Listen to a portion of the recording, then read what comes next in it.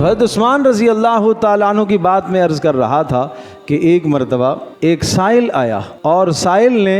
چھوٹے چھوٹے اس زمانے میں گھر ہوتے تھے، تو سائل نے باہر سے حضرت عثمان رضی اللہ تعالیٰ عنہ کی گفتگو سنی۔ حضرت عثمان رضی اللہ تعالیٰ عنہ اپنی اہلیہ سے گفتگو فرما رہے تھے کہ رات کو جو آپ نے چراغ جلایا ہے اس چراغ میں آپ نے بتی موٹی ڈال دی، جس کی وجہ سے تیل زیادہ صرف ہو گیا۔ چراغ ضرورت ہے،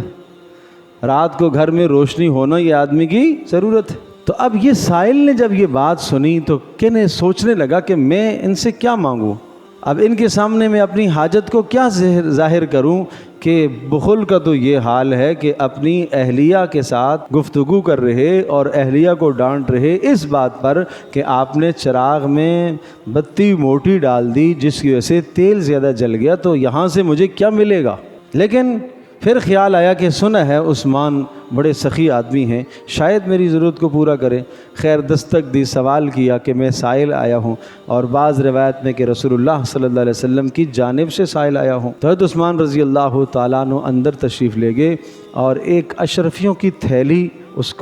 کی نظر کر دی، اور نہ وہ گنے نہ دیکھا، اللہ کی رضا کے لیے اسے دے دیا۔ وہ بڑا حیران ہوا اور پھر اس نے سوال پوچھا کہ میں نے آپ کی گفتگو سن لی جو آپ نے اپنی اہلیہ کے ساتھ کی ہے، کہ آپ اپنی اہلیہ کو جو ڈانٹ رہے تھے اس لیے ڈانٹ رہے ہیں کہ چراغ میں بتی موٹی ڈال دی ہے جس کی وجہ سے تیل زیادہ جل گیا، اور دوسری طرف جب میں نے آپ سے سوال کیا تو آپ نے بغیر سوچے سمجھے مجھے اتنا مال دے دیا۔ تو حضرت عثمان رضی اللہ تعالیٰ عنہ نے ارشاد فرمایا کہ یہ جو آپ کو میں نے دیا ہے یہ میں نے اللہ کی رضا کے لیے دیا ہے، اور وہ جو میرے گھر میں خرچ ہو رہا تھا وہ میری ذات پر، میرے گھر پر خرچ ہو رہا ہے، مجھے اس میں اعتدال رکھنا ہے۔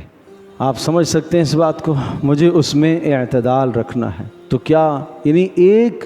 بتی موٹی ڈلنے سے کتنا تیل بلا صرف ہو جائے گا، لیکن کیا اصول سمجھایا کہ اسلام ہمیں اپنی ذات پر خرچ کرنے میں اعتدال بتاتا ہے۔ گھر کی ضروریات میں، کھانے میں، پینے میں، پہننے میں، آسائش میں، آرائش میں، زیبائش میں